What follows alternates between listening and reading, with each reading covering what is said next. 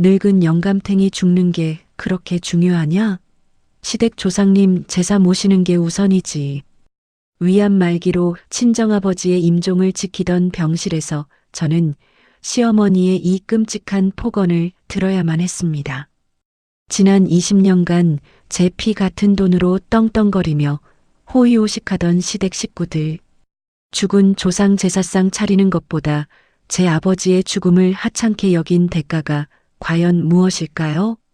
독품은 강남 세무사 며느리가 어떻게 그들을 하루아침에 길바닥 알거지로 전락시켰는지 지금부터 낱낱이 들려드릴게요. 호의를 권리로 착각한 기생충들의 처절하고도 완벽한 최후 기대하셔도 좋습니다. 눈을 뜨자마자 전쟁 같은 하루가 시작됩니다. 여보, 내 파란색 넥타이 어디 있어? 당신 옷장 두 번째 서랍에 있잖아. 아, 찾았다. 자기야, 나 오늘 회식 있으니까 저녁 챙겨 먹지 말고 자. 알았어. 출근 잘해. 남편은 매일 아침 제게 아이들 등교를 온전히 맡긴 채 황급히 현관문을 나섭니다. 아이들 아침을 차려 먹이고 학교에 보내고 나면 그제야 제 출근 준비를 하죠. 대충 화장을 마치고 거울을 봅니다. 푸석해진 얼굴 위로 오늘도 참 고단한 하루가 되겠구나 하는 생각이 스쳐 지나갑니다. 저는 강남 한복판에서 세무회계사무소를 운영하는 대표 세무사입니다. 남들은 제가 연 매출 수십억대의 사무소를 일궜다며 자수성가했다고 치켜 세워주곤 해요.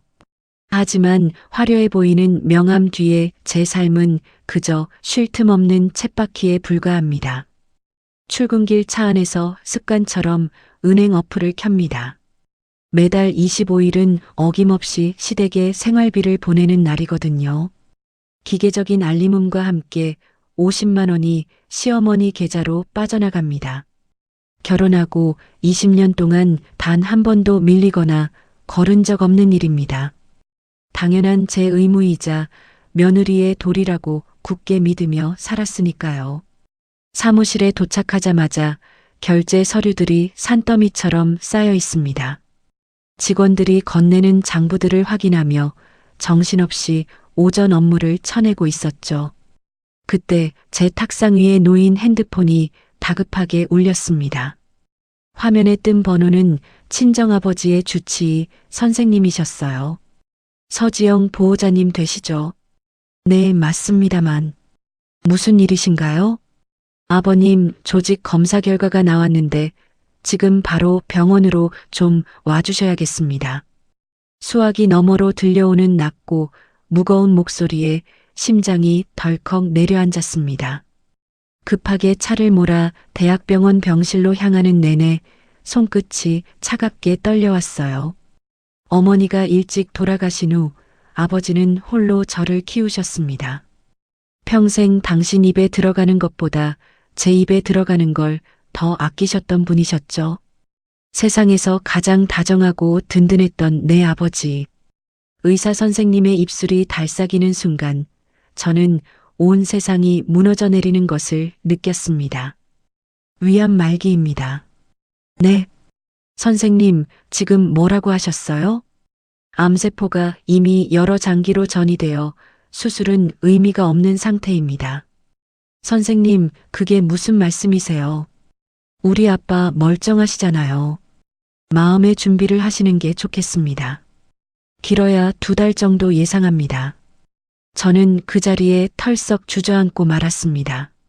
눈물조차 나오지 않는 지독한 현실 앞에서 숨을 제대로 쉴 수가 없었죠.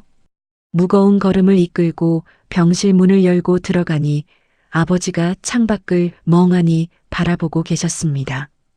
환자복을 입은 앙상하게 마른 어깨가 너무나 작아 보였어요. 저는 터져나오는 울음을 억누르며 아버지의 곁으로 다가가 거친 손을 꽉 잡았습니다. 당장 사무실로 전화를 걸어 수석 실장에게 모든 업무를 위임했습니다. 실장님, 당분간 사무실은 실장님이 전적으로 맡아주세요. 네, 대표님. 아버님 곁에서 간병에만 집중하십시오. 회사는 걱정 마시고요. 저를 유일한 세상으로 알고 살아오신 아버지입니다.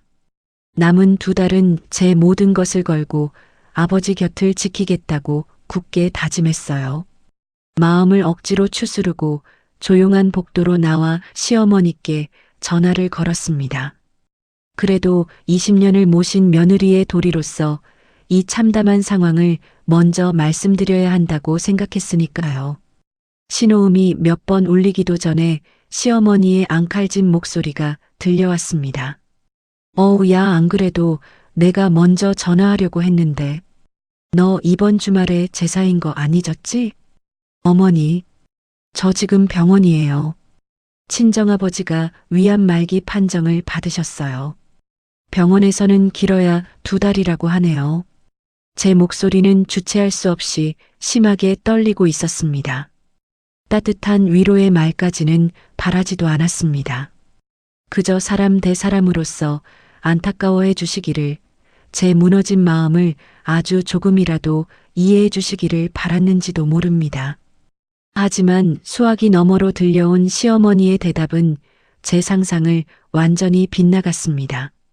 아니, 그래서 이번 제사는 누가 차리니?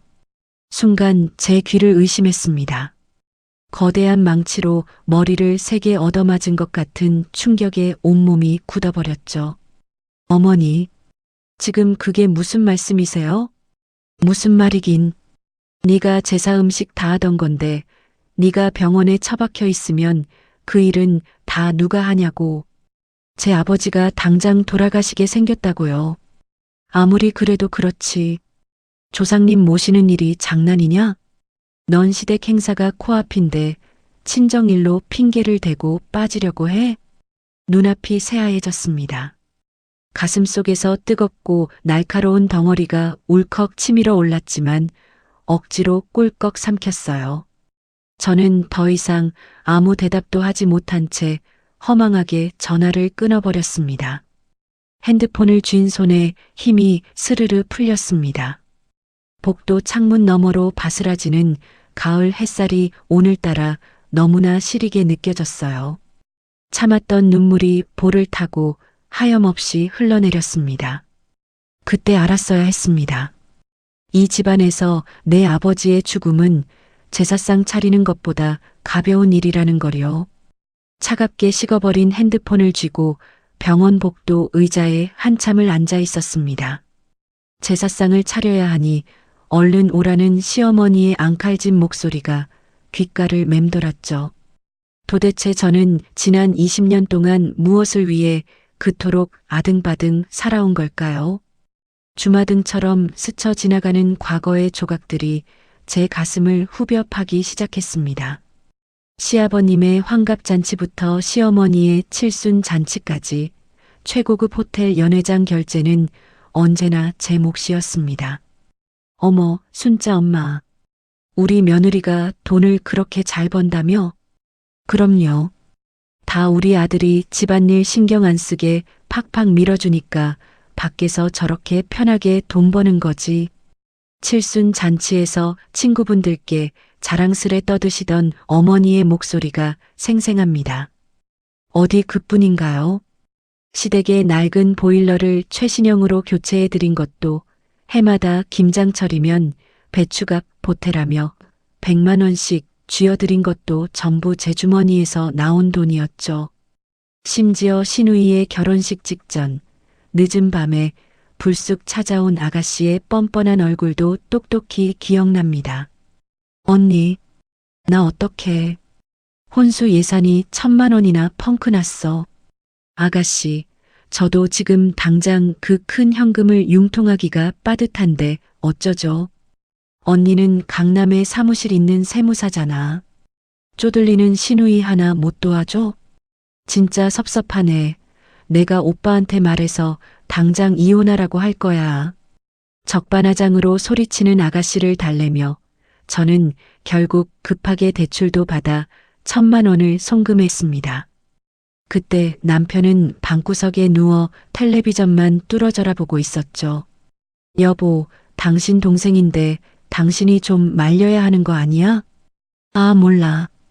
자기가 알아서 좀 줘버려. 걔 성질 알면서 왜 긁어부스럼을 만들어. 저는 그때도 그저 좋은 게 좋은 거라며 묵묵히 모든 짐을 홀로 떠안았습니다. 하지만 그 모든 일화들보다 제 가슴을 가장 답답하게 짓누르는 건 따로 있습니다. 바로 지금 시부모님이 살고 계시는 볕 잘 드는 30평대 아파트입니다.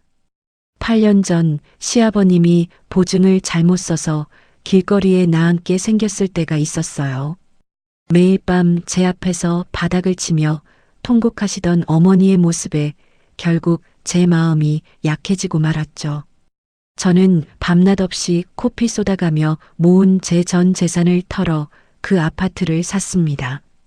물론 그 집의 명의는 온전히 서지영, 제 이름 하나뿐인 제 집입니다. 그런데도 어머니는 동네 부녀의 모임만 가면 입에 침이 마르도록 아들 자랑을 하셨어요. 우리 아들이 이번에 넓고 깨끗한 집으로 우리 부부 노후를 편하게 모신다지 뭐야. 어머, 진짜? 아들 하나 기가 막히게 낳았네. 그럼 내가 며느리 하나는 참 잘 들였지. 우리 아들 내조하느라 그깟 세무사인지 뭔지 하면서 푼돈도 벌어오고 말이야. 그 말도 안 되는 헛소리를 들으면서도 남편은 옆에서 사람 좋은 웃음만 해벌쭉 흘리고 있었습니다. 단 한 번도 그 집이 제 능력으로 산 제 명의의 아파트라고 정정해주지 않았죠. 어리석게도 저는 그 모든 희생을 가족이라는 이름으로 참아냈습니다. 제가 이렇게 헌신하면 언젠가는 진심을 알아주실 거라고, 저를 진짜 식구로 품어주실 거라고 굳게 믿었기 때문입니다. 그러나 돌아온 것은 친정아버지의 임종 앞에서도 핏대 세워 제사 음식 타령을 하는 잔인한 민낯뿐이었습니다. 숨이 막힐 듯한 배신감에 입술을 꽉 깨물며 조용히 병실 문을 열고 들어갔습니다. 아버지는 가쁜 숨을 몰아쉬며 겨우 얕은 잠에 빠져 계셨어요. 뼈만 앙상하게 남은 아버지의 거친 손을 조심스럽게 주무르며 저는 소리 없이 오열했습니다. 아빠, 미안해. 내가 정말 바보같이 살았어. 그날 이후 저는 24시간 내내 아버지 곁을 단 1초도 떠나지 않았습니다. 독한 마약성 진통제가 투여될 때마다 아버지는 식은땀을 흘리며 고통스러운 신음을 뱉어내셨죠. 그럴 때면 가슴이 갈기갈기 찢어지는 것 같았지만 제가 할 수 있는 일이라곤 마른 수건으로 땀방울이 맺힌 이마를 닦아드리는 것뿐이었습니다. 항암 치료조차 받을 수 없을 만큼 약해진 몸으로 침대에 누워 계신 아버지를 볼 때마다 제 가슴에는 커다란 구멍이 뚫리는 듯 했어요.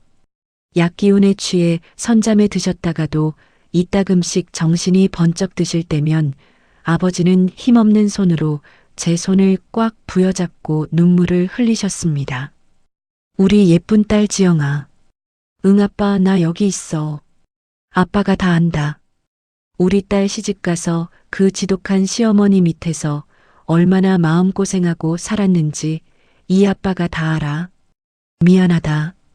돈도 없고 힘도 없는 무능한 애비 만나서 귀한 내 딸이 평생 남의 집 종노릇이나 하고 고생이 너무 많아.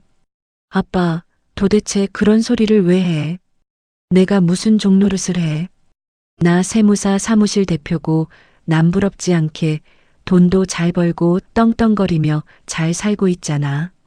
아빠 딸 아무한테나 무시당하는 그런 바보 아니니까 제발 그런 약한 소리 좀 하지 마. 저는 애써 밝고 씩씩한 목소리로 아버지를 다독였지만 속으로는 핏물이 배어 나오는 눈물을 삼켜야 했습니다. 평생 당신 딸 하나만 바라보고 헌신하며 사신 분인데 마지막 가시는 길마저 제 걱정으로 짓누르게 한 것이 스스로 너무나 원망스러웠거든요. 그렇게 며칠 밤낮을 제대로 먹지도 자지도 못한 채 뜬 눈으로 지새우던 어느 날 밤이었습니다. 어두컴컴한 병실 안은 링거액이 떨어지는 소리만 들릴 정도로 고요했고 저는 환자용 침대 밑간이 의자에 몸을 뉘인 채 깜빡 졸고 있었어요. 갑자기 정적을 잔인하게 깨부수며 핸드폰 진동이 요란하게 울리기 시작했습니다. 화면에 뜬 이름 석자를 보는 순간 등골이 오싹해지는 기분이 들었죠. 또 시어머니였습니다. 행여나 그 소리에 아버지가 깨실까봐 저는 서둘러 핸드폰을 움켜쥐고 병실 밖 복도로 조심스럽게 걸어 나갔습니다. 여보세요. 전화를 받자마자 다짜고짜 귀청을 찢을 듯한 앙칼진 목소리가 쏟아졌어요. 야, 너 도대체 언제 올 거야? 어머니, 이 늦은 밤에 무슨 일이세요? 무슨 일이긴 무슨 일이야? 모레가 우리 집안 제사인 거 까먹었어? 너 안 오면 그 많은 제사 음식은 다 누가 해? 설마 우리 귀한 딸내미 시켜서 쪼그려 앉아 전 부치게 할 작정이야? 정말 기가 막히고 코가 막혀서 헛웃음이 다 튀어나왔습니다. 어머니, 제가 며칠 전에 병원이라고 분명히 말씀드렸잖아요. 아버지가 지금 의식이 오락가락하세요. 진통제 없이는 단 1시간도 못 버티시고 숨을 헐떡이시는데 제가 거길 지금 어떻게 가요? 이번 제사는 어머니랑 아가씨가 시장에서 음식을 좀 사서 하시든지 알아서 좀 해주세요. 제 간절하고 다급한 부탁에도 시어머니는 콧방귀를 픽 뀌며 소리를 빽 질렀습니다. 아이고 참나. 돈 좀 번다고 유세 떠는 거냐? 네 아버지만 아프냐? 나도 허리 쑤시고 무릎 아파 죽겠는데 며느리라는 년이 시댁 제사를 팽개치고 친정에 딱 달라붙어 있어? 내 남편은 밖에서 뼈 빠지게 일하고 들어와서 처가 눈치나 보는데 너는 아주 상전이 따로 없구나. 어머니, 제발 한 번만 부탁드릴게요. 저희 아빠 지금 정말 오늘 내일 하시며 위독하세요. 당장 숨 넘어가는 친정아버지 혼자 두고 제사상 차리러 가는 딸년이 세상 천지에 어디 있습니까? 제가 20년 동안 제사 한 번 빠진 적 없잖아요. 이번 한 번만 제발 넘어가 주세요. 제가 결국 참지 못하고 눈물로 애원하자 수화기 너머로 도저히 인간의 입에서 나올 수 없는 믿을 수 없는 폭언이 날아들었습니다. 야, 늙은 영감탱이 죽는 게 그렇게 중요하냐? 산 사람 밥 챙기고 조상님 제사 모시는 게 우선이지. 병실에 네가 앉아있다고 죽을 영감탱이가 다시 살아난대? 당장 내일 아침 첫 차 타고 튀어 올라와서 팥뿌리 다듬고 전 부쳐. 내일 점심때까지 안 오면 이혼인 줄 알아. 뚜뚜뚜. 전화는 일방적으로 매몰차게 끊어졌습니다. 영감탱이 죽는 게 중요하냐니요. 죽을 영감탱이라니요. 사람의 탈을 쓰고 어떻게 자기 며느리의 아버지에게 그런 모진 저주를 입에 담을 수 있는지 온몸이 사시나무 떨리듯 파르르 떨렸습니다. 머리끝까지 솟구치는 분노와 형언할 수 없는 참담함에 숨조차 제대로 쉬어지지 않았어요. 주먹을 얼마나 꽉 쥐었는지 손톱이 손바닥을 파고들어 피가 날 지경이었습니다. 도저히 끓어오르는 화를 주체할 수 없어 차가운 병원 복도 벽에 이마를 댄 채로 한참을 가쁜 숨만 몰아쉬어야 했습니다. 겨우 눈물을 닦아내고 간신히 마음을 추스르며 조심스럽게 병실 문을 열고 안으로 들어섰을 때였습니다. 저는 문고리를 잡은 채로 그 자리에 딱딱하게 얼어붙고 말았습니다. 분명 진통제 기운에 취해 깊이 잠드신 줄 알았던 아버지가 병실 문 쪽을 향해 고개를 돌린 채 두 눈을 번쩍 뜨고 계셨거든요. 복도가 워낙 조용했던 터라 제가 밖에서 통화하며 흘린 모든 대화 그리고 핸드폰 스피커 너머로 앙칼지게 새어나온 시어머니의 그 끔찍한 폭언까지 아버지는 그 모든 더러운 말들을 고스란히 듣고 계셨던 겁니다. 산소 마스크 너머로 퀭하게 파인 아버지의 두 눈과 그 주름진 눈꼬리를 타고 뜨겁고 굵은 눈물이 주르륵 흘러내리고 있었습니다. 딸이 어떤 취급을 받으며 살아왔는지 눈으로 직접 확인한 아버지의 침묵은 그 어떤 오열보다 뼈저리게 아팠습니다. 그 눈물을 본 순간 제 안에서 팽팽하게 당겨져 있던 인내심의 끈이 툭 하고 끊어지는 소리가 났습니다. 아버지의 눈물을 본 순간 제 가슴은 날카로운 유리 조각에 베인 것처럼 갈갈이 찢어졌습니다. 제가 할 수 있는 일은 그저 뼈만 남은 아버지의 두 손을 부여잡고 소리 없이 우는 것뿐이었죠. 그렇게 지옥 같던 길고 긴 밤이 지나고 어스름한 새벽빛이 병실 창문을 넘어올 때였습니다. 가쁘게 몰아쉬시던 아버지의 숨소리가 기적처럼 한결 편안해지는 것이 느껴졌습니다. 흐릿했던 두 눈의 초점도 어느새 또렷해져 있었고요. 아빠, 나 알아보겠어? 우리 딸 눈이 빨갛네. 아버지의 목소리는 며칠 전보다 훨씬 크고 분명했습니다.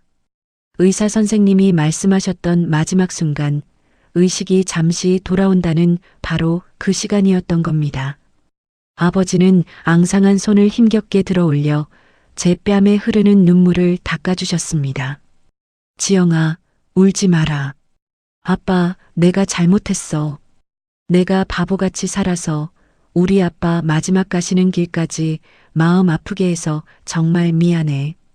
제가 오열하며 아버지 품에 얼굴을 묻자 아버지는 제 등을 천천히 토닥이셨습니다. 아니다. 아빠는 우리 예쁜 딸 하나 보고 평생을 아주 행복하게 살았어. 그런데 지영아, 내 딸아. 응, 아빠, 나 듣고 있어. 다 말해. 너는 아주 똑똑하고 강한 아이야. 그러니까 이제부터는 제발 너 자신을 지키면서 살아라. 남한테 잘하는 것도 좋고 도리 지키고 사는 것도 좋지만 그게 너를 갉아먹고 병들게 하면 그건 효도도 아니고 사랑도 아니다. 아버지의 당부에 저는 짐승처럼 울부짖으며 고개를 끄덕였습니다. 알았어, 아빠. 내가 다 알아들었어. 내 딸, 아빠가 세상에서 제일 사랑한다. 이제 아빠 없이도 씩씩하게 잘 살아야 해. 그 말을 끝으로 아버지는 아주 깊고 편안한 숨을 한번 내쉬셨습니다. 그리고 잡고 있던 제 손에서 천천히 힘이 빠져나가기 시작했습니다. 심박수를 알리던 기계음이 삐이 하는 날카로운 소리로 바뀌며 병실 안을 가득 채웠습니다. 아빠, 아빠 안 돼. 눈 좀 떠봐. 우리 아빠 좀 살려주세요. 의료진이 뛰어들어오고 심폐소생술이 이어졌지만 아버지는 끝내 다시 눈을 뜨지 못하셨습니다. 저는 바닥에 나뒹굴며 병실이 떠나가라 목 놓아 아버지를 불렀습니다. 어떻게 장례식장으로 내려와 빈소를 차렸는지 기억조차 나지 않습니다. 검은 상복으로 갈아입고 영정사진 속에서 환하게 웃고 계신 아버지를 보니 그제야 현실이 실감났죠. 저는 부들부들 떨리는 손으로 남편에게 전화를 걸었습니다. 상주 자리를 지켜야 할 사위가 아직도 오지 않고 있었으니까요. 신호음이 한참을 울린 뒤에야 남편이 조심스러운 목소리로 전화를 받았습니다. 지영아. 여보, 우리 아빠 돌아가셨어. 나 지금 너무 무섭고 힘들어. 장례식장 빈소 차렸으니까 얼른 와. 눈물 범벅이 된 얼굴로 애원하는 제게 수화기 넘어 남편은 크게 당황하며 말을 더듬기 시작했습니다. 지영아. 장인어른 돌아가신 건 정말 안타까운데 내가 지금 당장 가기가 좀 그래. 그게 무슨 소리야? 장인이 돌아가셨는데 사위가 안 오면 어떡해. 아니, 어머니가 지금 제사 때문에 화가 너무 많이 나셨어. 너 병원 갔다고 집안 꼴이 말이 아니잖아.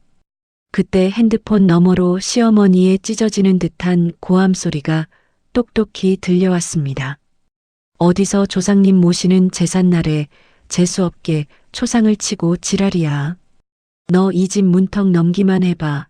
내 아들 호적에서 당장 파버릴 테니까. 그 악마 같은 소리를 듣고도 남편은 제게 너무나 태연하게 끔찍한 제안을 했습니다. 들었지? 엄마가 지금 혈압 오르시고 난리도 아니셔. 내가 제사 준비만 딱 끝내고 짐 챙겨서 내려갈게. 장례식이 하루 이틀 하는 것도 아니고 하루만 늦게 가자. 자기 혼자서 조문객 좀 받고 있어.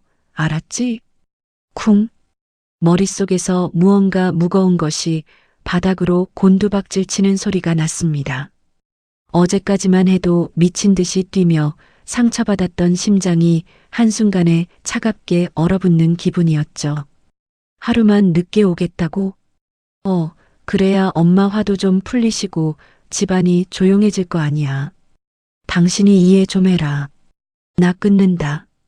전화가 툭 끊어졌습니다. 아버지가 돌아가신 슬픔조차 온전히 누릴 수 없게 만드는 저 인간들. 제사상에 올라갈 도라지나물보다 내 아버지의 죽음을 더 하찮게 여기는 그 잔인함. 저는 천천히 핸드폰을 내리고 텅 빈 빈소의 영정 사진을 올려다보았습니다. 신경 안정제를 한 움큼 집어삼킨 것처럼 온몸의 떨림이 거짓말처럼 멈췄습니다. 눈물도 더 이상 흐르지 않았습니다. 지금껏 단 한 번도 느껴본 적 없는 지독하게 차갑고 서늘한 기운이 제 온몸의 핏줄을 타고 흐르기 시작했습니다.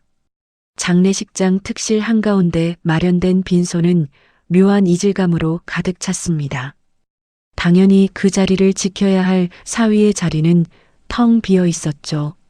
남편의 검은 양복이나 상주 완장조차 준비되지 않은 기형적인 장례식장이었습니다.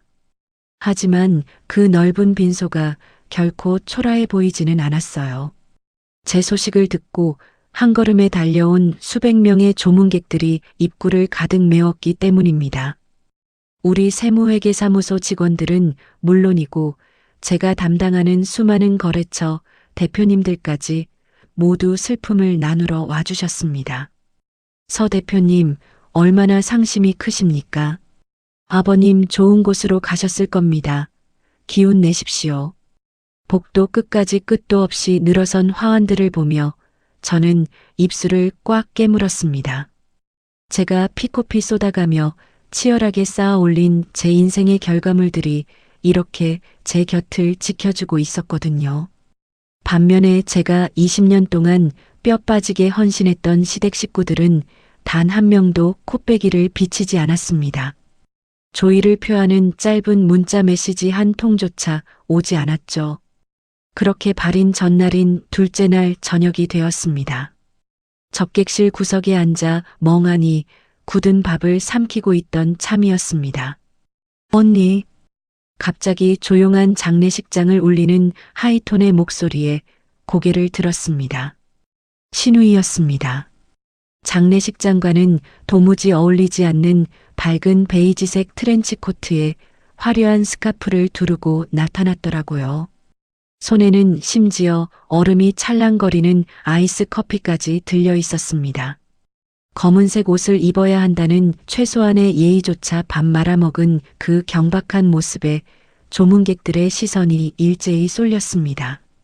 아가씨 왔어요. 언니 오빠가 엄마 심부름 좀 다녀오라고 해서 억지로 왔지. 신우이는 영정사진 앞에 향 하나 피우지 않은 채 곧장 제 앞에 식탁으로 와서 털썩 주저앉았습니다.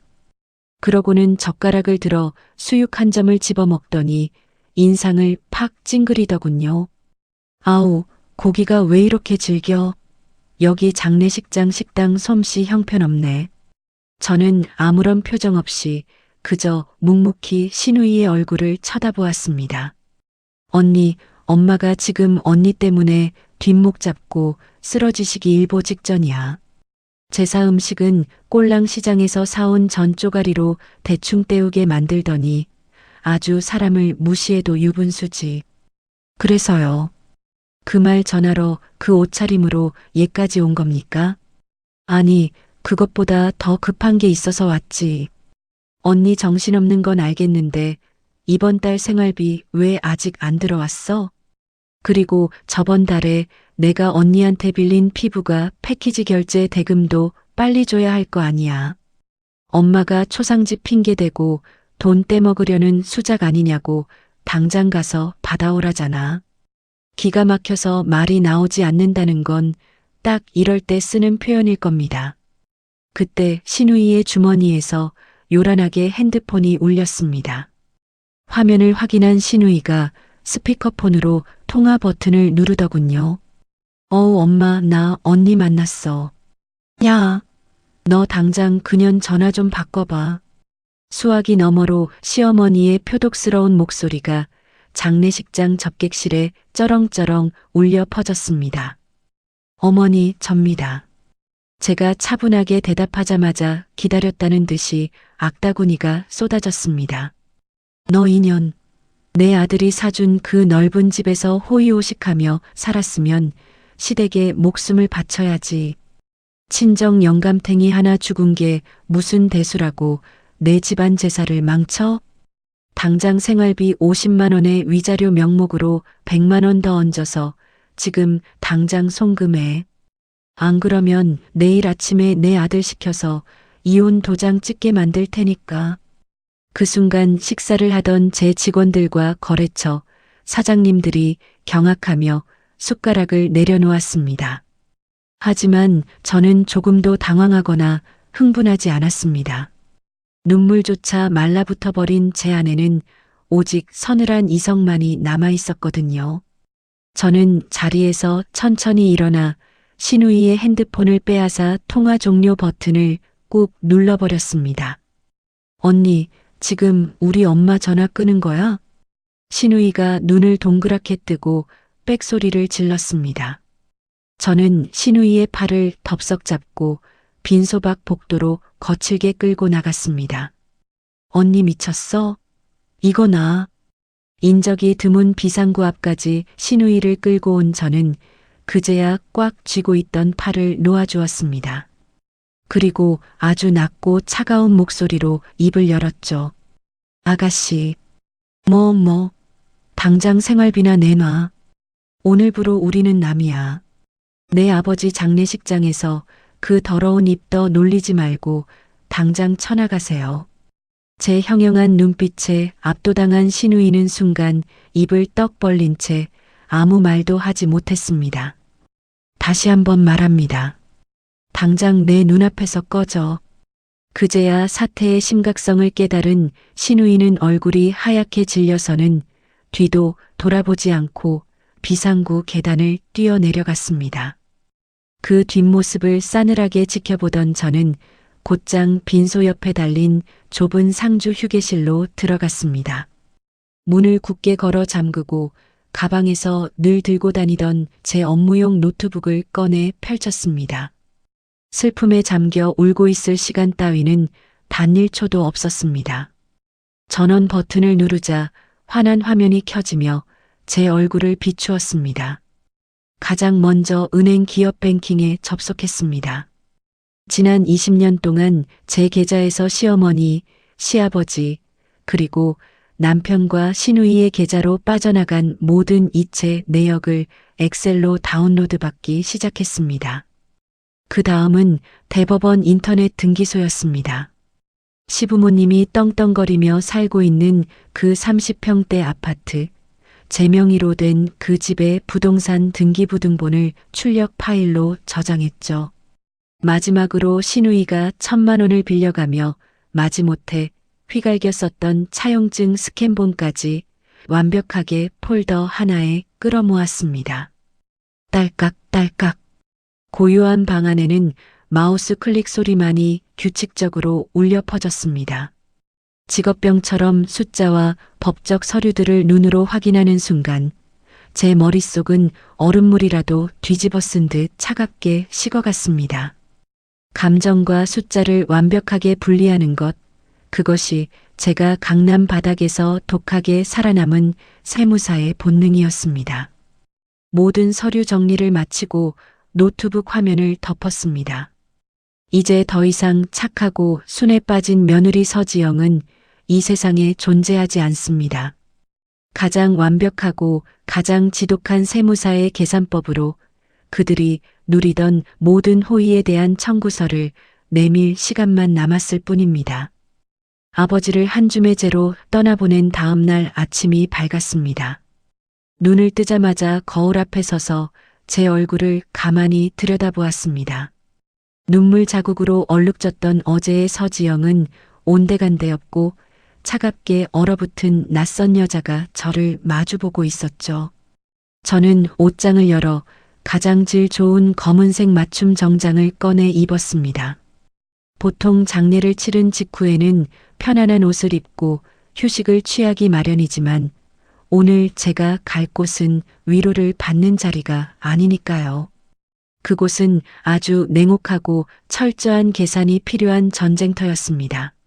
화장대 의자에 앉아 한치의 흐트러짐도 없이 머리를 단정하게 묶어 올렸습니다. 그리고 방으로 들어가 평소 거래처 사장님들과 중요한 세무 협상을 할 때만 들고 다니는 묵직한 검은색 가죽 서류 가방을 꺼냈어요. 어젯밤 빈소 구석에서 노트북으로 정리해 두었던 그 서류 뭉치들을 가방 안에 차곡차곡 집어넣었습니다. 가방에 잠금 장치를 채우는 경쾌한 금속 소리가 오늘따라 유난히 제 심장 박동처럼 서늘하게 울렸습니다. 운전대를 잡고 시댁으로 향하는 길 라디오에서는 경쾌한 노래가 흘러나오고 있었습니다. 제 아버지는 차가운 땅 속에 누워 계시는데 세상은 아무 일도 없었다는 듯 평온하게 돌아가고 있더군요. 신호대기에 걸려 차가 멈춰설 때마다 앙상했던 아버지의 마지막 손길이 떠올라 숨이 턱턱 막혀왔습니다. 하지만 저는 핸들을 잡은 손에 힘을 꽉 주며 억지로 눈물을 말려버렸습니다. 이제 제게 남은 감정은 슬픔이 아니라 오직 얼음장처럼 차가운 이성뿐이었습니다. 시댁 아파트 지하 주차장에 차를 대고 엘리베이터에 오르는 순간까지도 제 호흡은 일정한 속도를 유지했습니다. 도어락 비밀번호를 누르고 현관문을 열자마자 코끝을 찌르는 짙은 기름 냄새가 훅 끼쳐왔습니다. 빈소에서 며칠 내내 맡았던 하얀 국화꽃의 서글픈 향기와는 너무나 대조되는 냄새였죠. 고소하게 구워낸 고기전 냄새와 달짝지근한 갈비찜 냄새가 집안을 꽉 채우고 있었습니다. 신발장에 가지런히 놓인 남편의 구두와 시어머니의 신발이 눈에 들어왔습니다. 전부 다 제 카드로 긁어서 산 것들이었죠. 신발장 너머 거실 쪽에서는 왁자지껄한 웃음소리와 텔레비전 예능 프로그램 소리가 뒤섞여 들려왔습니다. 아유, 이번에 부친 육전은 입에서 아주 살살 녹내그려. 그치 엄마? 이거 어제 내가 시장에서 제일 비싼 한우로 사온 거라니까. 제가 구두를 벗고 천천히 거실로 걸어 들어가자 식탁에 둘러앉아 고기를 뜯고 있던 시댁 식구들의 부산스러운 움직임이 일제히 멈췄습니다. 커다란 교자상 위에는 빈틈없이 음식들이 가득 차려져 있었습니다. 시어머니, 시아버지, 시누이, 남편까지 제 장례식장에는 코빼기도 비치지 않았던 파렴치한 인간들이 아주 화목하게 만찬을 즐기고 있더군요. 제 얼굴을 가장 먼저 발견한 시어머니가 젓가락을 탁 소리나게 내려놓으며 앙칼진 목소리로 비아냥거리기 시작했습니다. 어이구, 드디어 오셨네. 상전 며느리 납셨어. 저는 아무런 대꾸 없이 가만히 그들을 내려다보았습니다. 친정 영감탱이 하나 같다고 며칠을 아주 푹 쉬면서 농땡이 부리시더니 이제야 기어들어 오셔? 어디서 상문살 낀 불길한 몸으로 시댁에 함부로 발을 들여. 들어오기 전에 문 밖에서 소금은 치고 들어온 거야? 남편이 옆에서 어머니의 험악한 눈치를 슬금슬금 보며 자리에서 얼른 일어났습니다. 지영아. 이제 오는 거야? 장례는 잘 끝났어? 얼른 와서 앉아봐.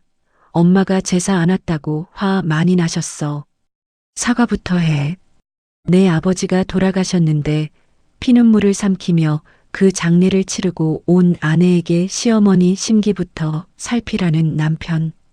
당장이라도 남편의 그 알량한 뺨을 올려붙이고 싶었지만 저는 짐승들에게 제 체력을 낭비할 생각이 조금도 없었습니다. 그때 갈비찜뼈를 쪽쪽 빨고 있던 시누이가 손가락에 묻은 양념을 하치며 제 쪽으로 뻔뻔하게 손을 내밀었습니다. 언니 생활비, 오늘 벌써 며칠이 지났는데 왜 아직도 이체가 안 돼? 그리고 저번에 내 피부가 돈은 어쩔 거야? 진짜 초상집 핑계로 생활비 떼먹으려는 속셈이었어? 오빠가 번 돈인데 언니가 왜 중간에서 장난질을 쳐? 시아버지는 그 꼴을 보면서도 모른 척 헛기침만 하며 텔레비전 화면으로 시선을 회피하고 있었습니다. 이 집안에서 저는 한 명의 인간이나 소중한 가족이 아니었습니다. 그저 다달이 돈을 뱉어내는 유용한 기계이자 자기들 입맛대로 부려먹는 하녀에 불과했던 겁니다. 너 이년아, 꿀먹은 벙어리야? 어른이 말씀을 하시면 대답을 해야지 어디서 눈을 동그랗게 뜨고 쳐다봐. 당장 앞치마 두르고 남은 설거지부터 해.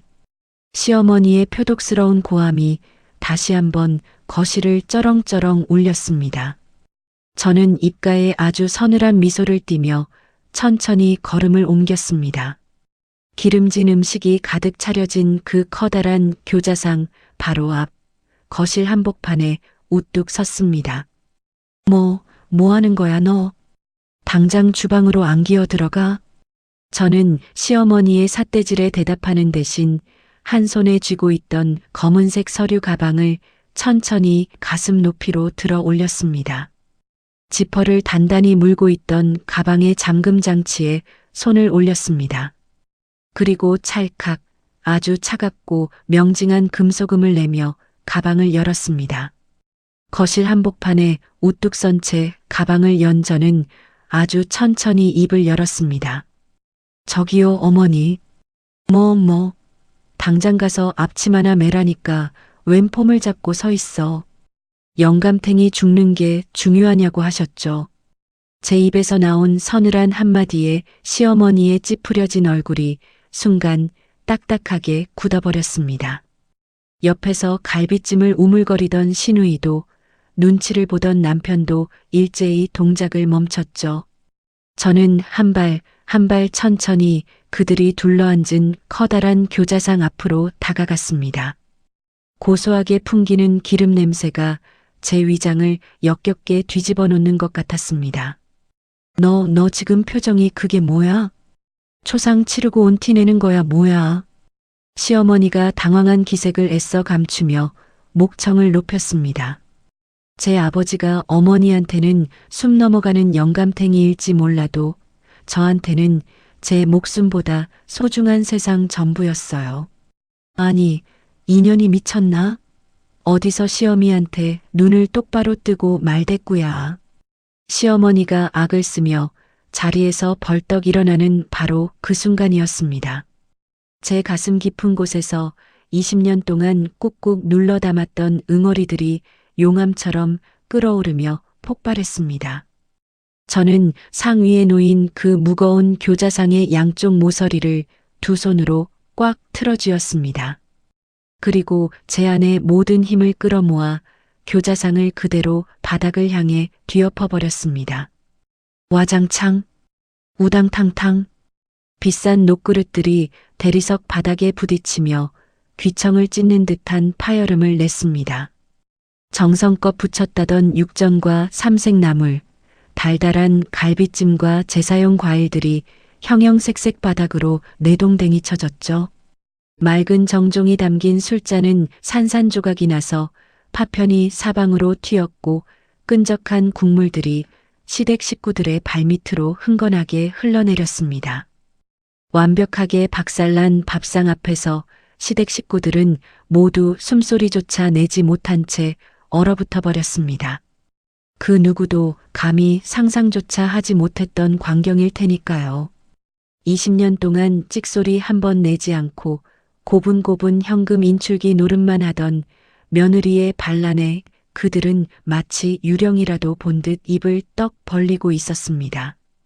가장 먼저 정신을 차린 건 역시 시어머니였습니다. 아, 인연이 미쳤나? 어디서 어른들 밥상을 엎어? 시어머니는 바닥에 뒹구는 녹그릇을 밟고 미끄러질 뻔하면서도 씩씩거리며 제 앞으로 달려들었습니다. 금방이라도 제 머리채를 휘어잡을 듯 두 손을 허공에 휘저으며 발악을 했죠. 어디서 귀신 씌어 들어와서 행패야. 내가 오늘 내년 머리털을 다 뽑아놓을 줄 알아. 하지만 저는 단 한 발자국도 뒤로 물러서지 않았습니다. 오히려 눈 하나 깜짝하지 않고 꼿꼿하게 서서 시어머니의 시뻘개진 얼굴을 정면으로 노려보았습니다. 어머니, 미친 건 제가 아닙니다. 멋이 어째? 며느리 친정아버지 임종 자리를 도라지나물 볶는 제사상보다 못한 걸로 친 어머니. 사람이 죽어가는 그 참담한 병실에 대고 당장 올라와서 팥뿌리 다듬으라고 악을 쓰던 어머니. 바로 어머니가 미친 겁니다. 제 또렷하고 얼음장 같은 목소리가 난장판이 된 거실을 매섭게 갈랐습니다. 평생 한 번도 들어보지 못한 제 서늘한 말투에 시어머니는 손을 부들부들 떨며 뒷걸음질을 쳤습니다. 그때 바닥에 엎질러진 수정과를 뒤집어 쓴 시누이가 비명을 지르며 일어났습니다. 야, 언니 미쳤어? 이거 내가 지난달에 백화점에서 산 한정판 스카프란 말이야. 이거 어쩔 거야? 아가씨, 당신은 입 다물고 가만히 있어. 그 스카프 산 돈, 지난달에 아가씨가 나한테 뜯어간 돈이잖아. 시누이는 제 일침에 놀라 입을 헙 다물더니 당황한 눈동자를 굴렸습니다. 그 옆에서 혼비백산하여 굳어있던 남편이 그제야 정신을 차리고 제 팔목을 덥석 잡으며 끼어들었습니다. 야, 지영아. 너 지금 이게 무슨 짓이야? 당장 진정하고 엄마한테 무릎 꿇고 빌어. 저는 제 팔목을 잡은 남편의 손을 벌레 떼어내듯 아주 거칠게 뿌리쳤습니다. 당신은 입 다물어. 뭐? 너 방금 나한테 뭐라고 했어? 입 다물라고 했어. 당신은 내 아버지가 돌아가셨을 때 사위로서의 모든 권리와 도리를 포기한 인간이야. 그러니까 당신은 오늘부로 이 자리에서 나한테 이래라 저래라 할 발언권 없어. 제가 남편을 향해 매섭게 쏘아붙이자 시아버지가 헛기침을 하며 마지못해 나섰습니다. 에헴 며느리. 아무리 그래도 이건 너무 심하지 않니? 네가 많이 속상한 건 알겠지만 시댁 어른들 앞에서 상을 엎는 법이 어디 있느냐? 아버님. 저는 시아버지를 향해 천천히 고개를 돌렸습니다. 아버님은 평생 어머님 등살에 숨어 모른 척하며 사셨죠. 아버님이 진정으로 어른이셨다면 제가 그 병실에서 피눈물을 흘린 때 사위라도 장례식장에 가봐야 한다고 말리셨어야 합니다. 침묵도 동조고 방관도 공범이에요. 제 입에서 쏟아지는 날카로운 비수 같은 말들에 시아버지는 얼굴이 벌겋게 달아오른 채 고개를 푹 숙이고 말았습니다. 바닥에 주저앉아 아끼던 명품 스카프에 갈비찜 국물이 튀었다며 호들갑을 떨던 시누이조차 제 기세에 눌려 꿀먹은 벙어리가 되었습니다. 엉망진창이 된 거실에는 시어머니의 거친 숨소리와 바닥에 고인 국물이 뚝뚝 떨어지는 소리만 기괴하게 울려 퍼졌습니다. 방금 전까지 희희낙낙하며 남의 고통을 씹어 삼키던 그들의 축제는 완벽하게 박살이 났습니다. 저는 발밑에 뒹구는 부서진 조각들을 구두굽으로 무심하게 밀어냈습니다. 그들은 아직 자신들에게 닥칠 진짜 재앙이 무엇인지조차 모르는 눈치였습니다. 단순히 분노에 차서 난동을 부린 며느리 정도로 생각하고 있겠죠. 하지만 제 진짜 반격은 아직 시작조차 하지 않았습니다. 저는 고요해진 거실 한가운데 선 채 아까 열어두었던 검은 가방 안으로 천천히 손을 집어넣었습니다. 가방 안에서 제가 꺼낸 것은 아주 두툼하게 처리된 서류 뭉치였습니다. 방금 전까지 저를 잡아먹을 듯 악을 쓰던 시어머니는 제가 꺼낸 종이 뭉치를 보고 콧방귀를 뀌더군요. 뭐야? 이제 와서 꼴에 돈 봉투라도 내밀면서 용서해달라고 빌 작정이야? 꿈 깨라 이년아. 오늘 당장 짐 싸서 쫓겨날 줄 알아. 어머니, 제가 숫자를 다루는 세무사라는 걸 그동안 너무 까맣게 잊고 사신 모양이네요. 저는 한치의 흔들림도 없는 무표정한 얼굴로 서류의 맨 윗장을 집어들었습니다.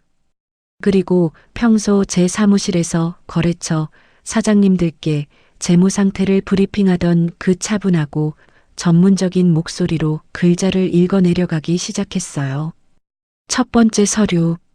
제가 대법원 인터넷 등기소에서 떼어온 이 아파트 등기부등본입니다. 시어머니의 미간이 험악하게 찌푸려졌습니다. 등기부등본? 내년이 감히 내 아들 집 문서를 왜 함부로 떼어와? 어머니, 정말 이 집이 어머니 아들 집인가요? 저는 빳빳한 등기부등본의 소유자란을 손가락으로 툭툭 치며 시어머니 눈앞에 바짝 들이밀었습니다. 이 집 명의자 두 눈으로 똑똑히 보세요. 소유자 서지영. 바로 접니다. 시어머니의 작은 두 눈이 화들짝 커지며 등기부등본에 굵게 박힌 제 이름 석자에 꽂혔습니다. 멋이 어째? 이게 왜 내년 이름으로 되어 있어? 준호 이놈아, 이게 대체 어떻게 된 일이야? 시어머니가 길길이 날뛰며 남편의 등짝을 거칠게 후려쳤습니다. 남편은 이미 사색이 되어 고개를 푹 숙인 채 쥐구멍만 찾고 있었죠. 어머니, 8년 전 아버님이 빚보증 잘못 써서 온 식구가 길거리에 나앉게 생겼을 때 제가 제 전 재산 다 끌어모아서 사들인 집이잖아요. 그런데도 어머니는 동네방네 돌아다니며 아들이 사준 집이라며 그렇게 뻔뻔하게 자랑을 하고 다니셨죠. 그거야 우리 아들이 벌어온 돈도 다 내 주머니에 들어가 있으니까 그 돈이 결국 그 돈 아니냐? 어머니는 끝까지 말도 안 되는 억지를 부리며 바락바락 우기기 시작했습니다. 정말 바닥에 바닥까지 보여주는 구제불능의 뻔뻔함이었습니다. 저는 피식 비웃음을 흘리며 다음 서류를 꺼내 들었죠. 그래서 제가 그 아들놈이 번 돈이 다 어디로 갔는지 남편 명의의 카드 사용 내역서와 급여 통장 거래 내역까지 전부 뽑아왔습니다. 남편이 기겁을 하며 제 손에 들린 서류를 다급하게 낚아채려 했습니다. 지영아, 너 지금 뭐 하는 거야? 대체 왜 이래? 저는 가볍게 몸을 피하며 남편의 정곡을 서늘하게 찔렀습니다. 당신이 맨날 유흥주점 술값으로 스크린 골프장 비용으로 당신 월급 다 탕진하는 동안 이 집구석 생활비는 누가 댔는지 다들 똑똑히 보여주려고 가져왔어. 시어머니는 도무지 믿을 수 없다는 듯 남편과 저를 번갈아 쳐다보며 입술을 파르르 떨었습니다. 어머니, 이 빼곡한 서류들 꼼꼼히 보시면 아시겠지만 지난 20년 동안 당신 아들 월급은 생활비 통장으로 단 한 푼도 들어온 적이 없습니다. 오로지 며느리인 제 수입으로 이 집 사고 당신들 먹여 살리고 시누이 시조카들 용돈까지 다 대준 겁니다. 이어서 저는 구석에서 덜덜 떨고 있는 시누이 앞으로 다가갔습니다. 그리고 세 번째 서류를 바닥에 보란 듯이 툭 던졌죠. 그리고 아가씨, 나한테 빌려간 1,000만 원 차용증, 여기 원본 챙겨왔네. 시누이는 바닥에 떨어진 본인의 지장이 선명하게 찍힌 차용증을 보며 사시나무 떨듯 떨기 시작했습니다. 언니, 가족끼리 돈 좀 주면서 무슨 이런 무서운 종이 쪼가리까지 들고 나와서 유난이야. 가족? 아가씨 입으로 방금 전까지 나한테 초상집 핑계로 돈 떼먹는다고 개처럼 지저대지 않았어? 가족 운운할 자격이 아가씨한테 있다고 생각해? 제가 얼음장처럼 차갑게 쏘아붙이자 시누이는 꿀먹은 벙어리처럼 입을 꾹 다물고 시선을 피했습니다. 저는 다시 난장판이 된 거실 한가운데로 걸어 나와 한치의 흐트러짐 없는 꼿꼿한 자세로 섰습니다. 그리고 바닥에 엎질러진 갈비찜 국물을 넘어 충격과 공포에 빠진 시댁 식구들의 얼굴을 한 명씩 또렷하게 응시했습니다. 제가 돈 계산 하나는 기가 막히게 하는 세무사라 참 다행이죠. 저는 단 돈 10원 한 장도 대충 넘어가는 법 없이 전부 장부에 꼼꼼히 기록해두는 직업병이 있거든요. 제가 지난 20년 동안 이 집구석에 쏟아부은 돈, 단순 생활비와 이 집의 매매가 그리고 아가씨 차용금까지 전부 합쳐서 정확히 4억 7,300만 원입니다. 숫자가 제 입 밖으로 단호하게 떨어지는 순간 거실에는 소름이 돋을 만큼 완벽한 정적이 내려앉았습니다. 4억 7천. 시어머니의 주름진 입술이 파르르 떨리며 겨우 그 거대한 숫자를 뱉어냈습니다. 방금 전까지 제게 호통을 치며 삿대질을 해대던 앙칼진 기세는 온데간데 없이 사라졌죠. 그 자리에는 자신이 무슨 짓을 저질렀는지 뒤늦게 깨닫고 공포에 질린 늙은 노인의 초라한 모습만 남아있을 뿐이었습니다. 네. 4억 7,300만 원이요. 제가 제 꽃다운 청춘 다 바쳐서 뼈 빠지게 일해 벌어온 그 피 같은 돈입니다. 저는 가슴 깊은 곳에서 차갑게 벼려왔던 분노를 마침내 남김없이 쏟아냈습니다. 그 엄청난 돈으로 어머니 입에 맛있는 고기 넣어드리고 따뜻한 방바닥에서 편하게 등 지지게 해드렸더니 돌아오는 건 내 불쌍한 아버지를 향한 영감탱이라는 더러운 모욕이었네요. 시아버지는 차마 고개조차 들지 못한 채 마른 세수만 연거푸 해대고 있었습니다. 남편은 완전히 넋이 나간 사람처럼 허공만 멍하니 응시하며 숨을 헐떡이고 있었고요. 마치 거대한 폭풍이 휩쓸고 지나간 것처럼 아주 완벽하고 숨막히는 침묵이 엉망진창이 된 시댁 거실을 무겁게 짓눌렀습니다. 그 누구도 감히 제 앞에서 숨소리조차 크게 내지 못했습니다. 얼음물을 뒤집어 쓴 듯 고요해진 거실의 정적을 깬 것은 제 단호한 목소리였습니다. 이제 제가 드릴 마지막 통첩을 전하죠. 저는 바닥에 널브러진 서류들을 구두 끝으로 가볍게 툭 치며 입을 열었습니다. 첫째, 매달 어머니 통장으로 꼬박꼬박 들어가던 생활비 50만 원. 오늘부로 영구 중단입니다. 시어머니의 어깨가 눈에 띄게 움찔하며 떨렸습니다. 둘째, 이 아파트 정확히 30일 드리겠습니다. 그 안에 짐 빼서 당장 집 비워주세요.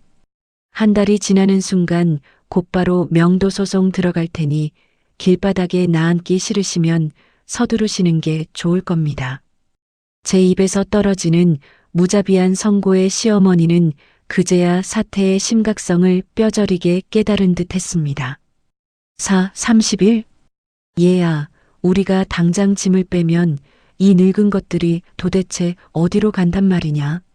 조금 전까지 제사상을 엎었다며 저를 잡아먹을 듯 악을 쓰던 표독스러운 시어머니는 온데간데 없었죠. 대신 당장 살 길이 막막해져 공포에 질린 초라한 늙은이의 목소리만 남았을 뿐입니다. 그걸 왜 저한테 물으시죠? 어머니가 그토록 끔찍하게 아끼시는 잘난 아들한테 물어보셔야죠. 셋째, 저는 구석에서 눈치만 보며 덜덜 떨고 있는 시누이를 향해 고개를 돌렸습니다. 아가씨한테 빌려준 1,000만 원. 오늘부터 당장 법적 회수 절차 들어갑니다. 내일까지 내 통장으로 원금 전액 입금 안 되면 아가씨 통장부터 가압류 걸어버릴 테니까 알아서 구해보든가. 시누이는 얼굴이 하얗게 질려서는 헉하고 헛바람을 들이켰습니다. 언니, 내가 당장 1,000만 원이 어디 있다고 가압류를 걸어.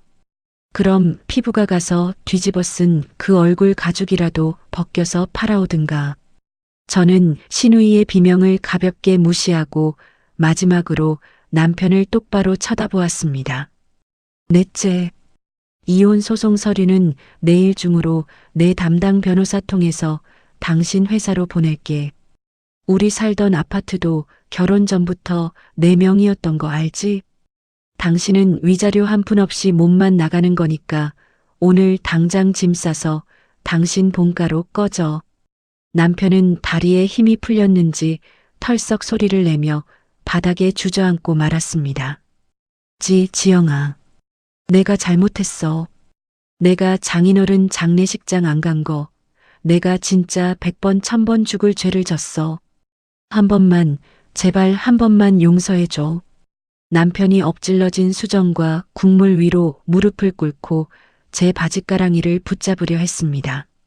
저는 역겨운 벌레를 피하듯 뒤로 한 걸음 물러섰습니다. 그러자 이번에는 시어머니가 바닥에 엎드려 통곡을 하기 시작했습니다. 아이고 얘야. 내가 늙어서 노망이 났었나 보다. 내가 그깟 제사가 뭐라고 우리 귀한 며느리 가슴에 대못을 박았어. 시어머니는 바닥에 나뒹구는 육전과 갈비찜 뼈다귀들을 무릎으로 지식이며 제 발밑까지 기어왔습니다. 그리고 제 구두코를 두 손으로 부여잡고 엉엉 소리내어 울며 매달렸죠. 내가 다 잘못했다. 내 아비한테 몹쓸 소리 한 거. 내가 당장 산소에 쫓아가서 100번이고 1000번이고 엎드려 빌게. 그러니까 제발 이 집에서 쫓아내지만 말아다오. 내 아들 이혼만은 참아줘. 제발 한 번만 살려다오.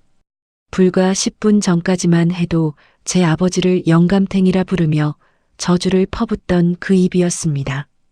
이제 와서 쏟아내는 그 가증스러운 눈물과 사과가 제게는 그저 살기 위한 발악으로밖에 보이지 않았어요.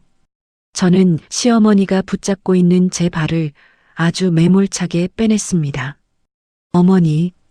어머니가 제 아버지를 영감탱이라고 부른 그 순간 저는 어머니를 사람으로 보는 걸 그만뒀어요.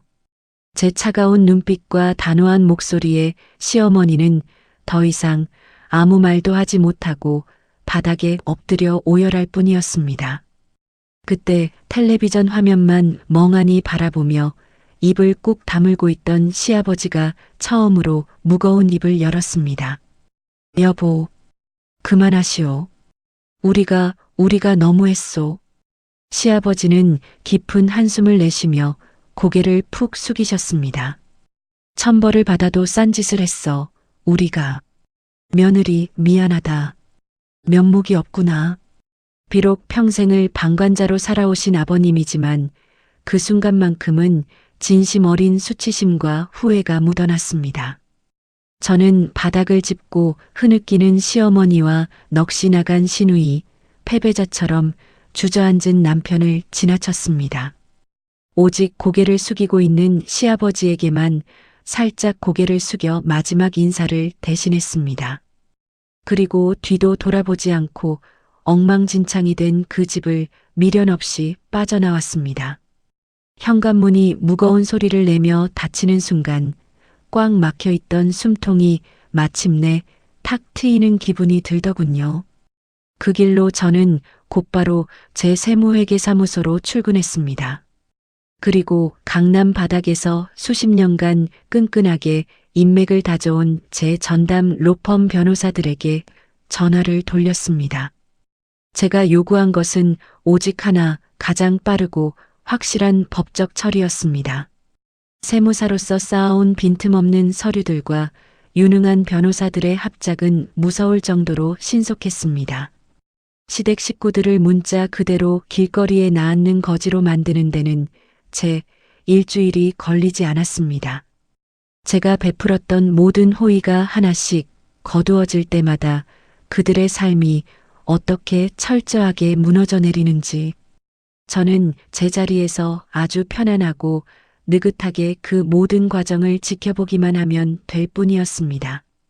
따뜻한 봄바람이 뺨을 부드럽게 스쳐 지나가는 화창한 어느 날입니다.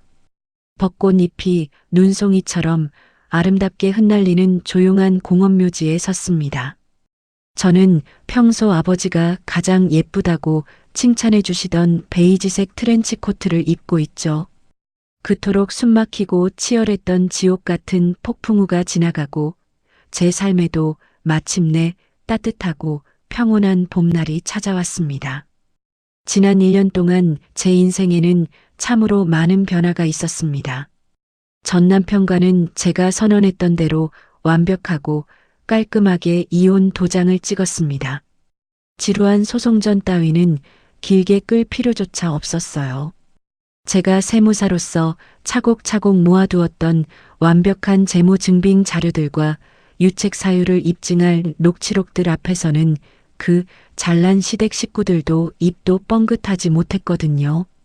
물론 제 명의로 되어 있던 강남의 30평대 아파트도 단 한 평의 손실 없이 온전히 제 몫으로 지켜냈습니다. 그뿐인가요? 독하게 마음먹고 일에만 매진한 결과 제 세무회계 사무소는 직원 수를 3배나 늘려야 할 만큼 크게 번창했습니다. 지난달에는 강남 대로변에 제 이름 석자가 굵게 박힌 꼬마 빌딩도 한 채 매입했답니다. 이제 저는 누구의 눈치도 보지 않고 오롯이 저 자신만을 위해 돈을 벌고 제 삶을 즐기고 있습니다.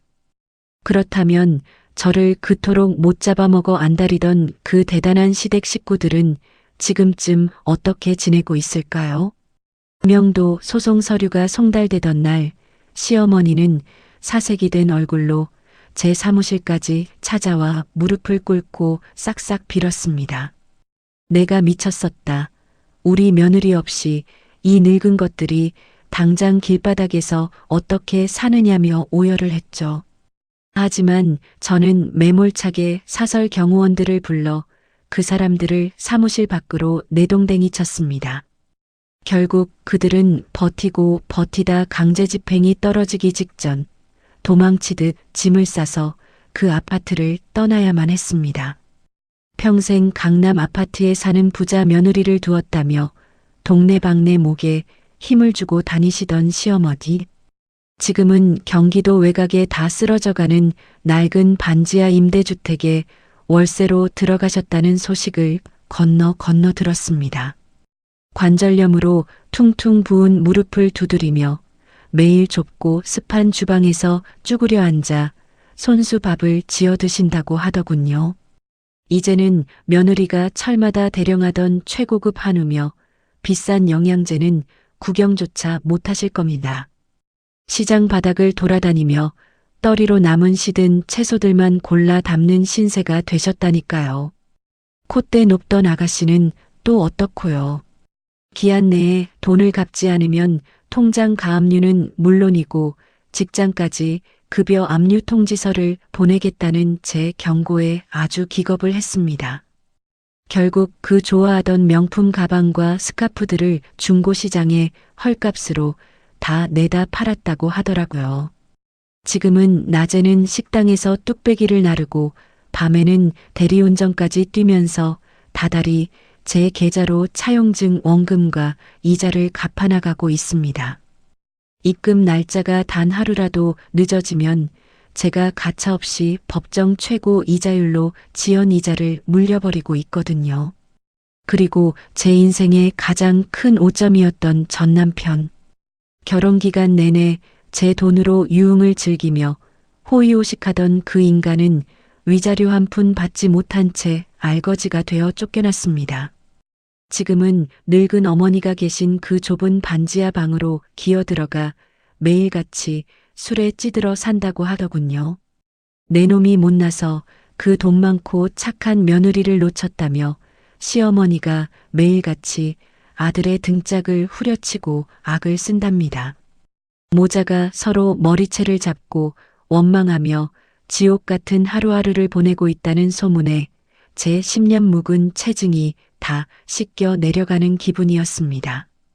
그들은 이제야 아주 뼈저리게 그리고 지독하게 깨닫고 있을 겁니다. 자신들이 너무나 당연하게 누리던 그 안락한 삶과 풍요가 전부 누구의 피와 땀으로 만들어진 것인지를요. 평생을 갚아도 모자랄 그 엄청난 호의를 제 발로 걷어찬 대가가 얼마나 참혹하고 고통스러운지 남은 평생 숨을 쉴 때마다 겪어야 할 겁니다. 저는 돗자리에 다소곳이 앉아 아버지가 생전에 가장 즐겨 드시던 맑은 막걸리를 잔에 가득 따랐습니다. 촉촉하게 젖은 산소 앞 잔디 위로 술을 천천히 흩뿌리며 환하게 웃어 보였죠. 아빠, 나 이제 정말 잘 지내. 아빠가 마지막에 내 손 꼭 잡고 해준 말, 나 단 하루도 잊지 않고 매일 생각하면서 살아. 나 자신을 지키면서 산다는 거, 그게 얼마나 눈물나게 짜릿하고 홀가분한 건지 이제야 완벽하게 알았어. 아빠가 하늘에서 계속 지켜봐줘. 살랑이는 봄바람이 마치 아버지가 제 머리를 다정하게 쓰다듬어 주시는 것처럼 따뜻하게 느껴졌습니다. 눈시울이 살짝 붉어졌지만 이건 결코 슬픔의 눈물이 아니었습니다. 호의가 계속되면 권리인 줄 안다고들 하죠. 저는 그들이 오만하게 휘두르던 가짜 권리를 제 두 손으로 아주 가차없이 걷어들였을 뿐입니다. 이제 저는 더 이상 누군가의 희생양이나 착해 빠진 바보 며느리로 살지 않을 겁니다. 세상에서 가장 똑똑하고 강인한 세무사 서지영. 그리고 내 아버지가 자기 목숨보다 더 사랑했던 귀하고 소중한 딸로서 제 남은 인생을 그 누구보다 찬란하게 빛내며 살아갈 겁니다. 아빠 잘 보고 계시죠? 아빠 딸 아주 강하고 멋지게 잘 살고 있어요. 오늘 들려드린 사연, 우리 청취자 여러분은 어떻게 들으셨나요? 가족이라는 이름으로 일방적인 희생을 강요하며 며느리가 베푸는 호의를 당연한 권리로 착각하는 사람들에게는 뼈를 깎는 단호함이 필요하다는 것을 여실히 보여준 참으로 통쾌한 이야기였습니다. 무조건 참고 인내하는 것만이 결코 미덕은 아니죠. 우리 청취자 여러분도 남은 인생은 그 누구보다 나 자신을 가장 먼저 아끼고 지키면서 당당하고 씩씩하게 살아가시기를 진심으로 응원합니다. 언제나 속이 뻥 뚫리는 시원하고 통쾌한 사이다 사연으로 다시 찾아뵙겠습니다. 지금까지 기막힌 세상만사였습니다. 오늘도 평안하고 건강한 하루 보내시길 바랍니다. 구독과 좋아요, 알림 설정 잊지 마시고요. 지영 씨에게 따뜻한 응원의 댓글도 부탁드립니다. 감사합니다.